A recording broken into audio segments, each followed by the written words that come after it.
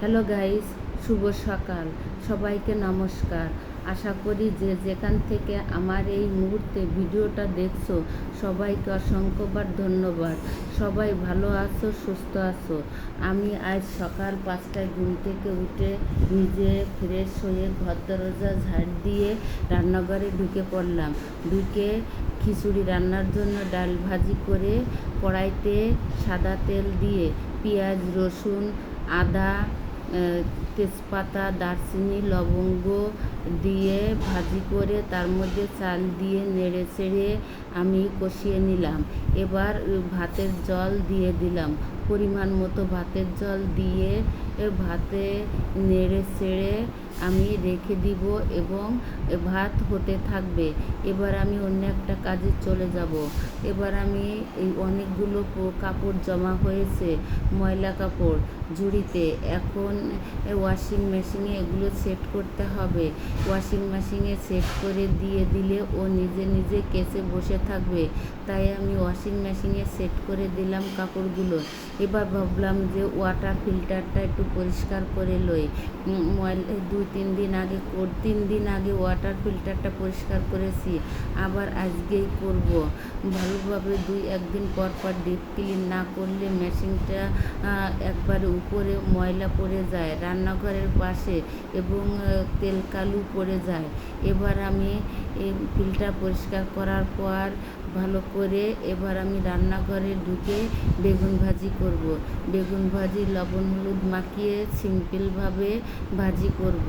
করে বেগুন ভাজি খিচুড়ির সাথে বেগুন ভাজি, গত দিনের মাংস আছে ওটা গরম করে দিব এবং আমের আচার দিয়ে খেয়ে নেবে। তাই বেগুন ভাজি উল্টে পাল্টে আমি ভালো করে ভাজি করে নিলাম। বেগুন ভাজি সহজ করতে। বেগুন ভাজি হয়ে গেছে, সবাই সকালের খাবার খাওয়া শেষ। এবার আর 11টা বাজে। বাবুর ঘরে ঢুকে বাবুর খাটটা পরিষ্কার করতে হবে।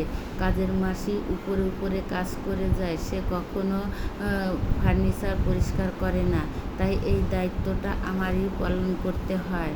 তাই আমি 1 দিন পর পর এই খাটকে ডিপ ক্লিন করি। ফার্নিচার যা যা আছে ঘরে সবগুলোই একবারে ডিপ ক্লিন করে নই 2-4 দিন পর পর। প্রতিদিন করা সম্ভব হয় না।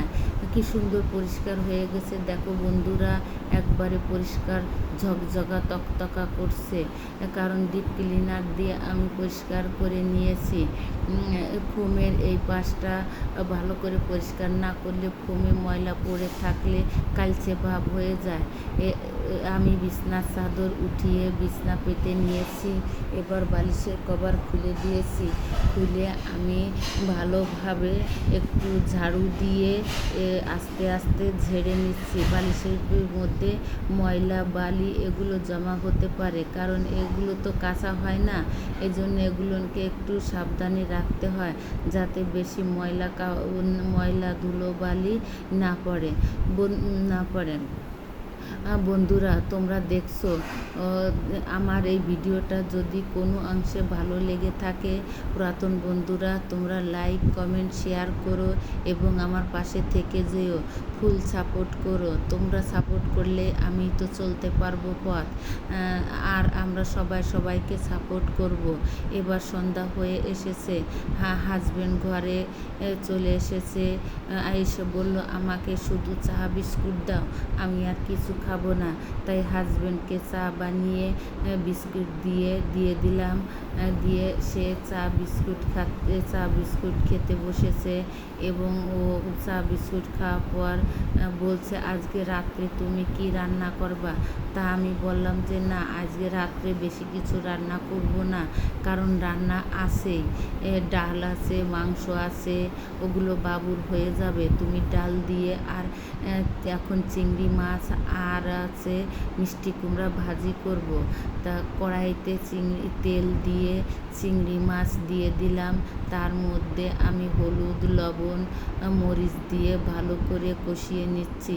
একটু ভাজা ভাজা হলে ভালো হয়, কারণ একটু ভাজা হলে এই চিংড়ি মাছ শক্ত হয়ে যায়। তাহলে এই ভাজি চিংড়ি মাছ একটু ভাজা ভাজা করতে হয়। তারপর মিষ্টি কুমড়ো দিয়ে দিলাম। মিষ্টি কুমড়ো ওর ভিতর ভিতরে আমি পেঁয়াজ রসুন কিছুই দিব না, তাহলে পেঁয়াজ রসুনের গন্ধ হয়ে যায়। চিংড়ি মাছের যে একটা ফ্লেভার আছে, এটা মিষ্টি কুমড়োর সাথে মিশে মিষ্টি কুমড়োটা খেতে অপূর্ব লাগবে। মিষ্টি কুমড়োর ভিতরে আমি লবণ দিয়ে দিয়েছি, হলুদের গুঁড়া দিয়ে দিয়েছি, দিয়ে এটাই নাড়াচাড়া করব। আর এর ভিতরে আমি কিছুই দিব না। মিষ্টি কুমড়োটা খুব মিষ্টি, আমি কাটার সময় একটু খেয়ে দেখেছি যে খুব মিষ্টি, তাই এর ভিতর আর আমি কোনো জল দিব না। এর থেকে যে জল বের হবে তাতেই মিষ্টি কুমড়ো ভাজি হয়ে যাবে। আমার মিষ্টি কুমড়ো ভাজা হয়ে গেছে।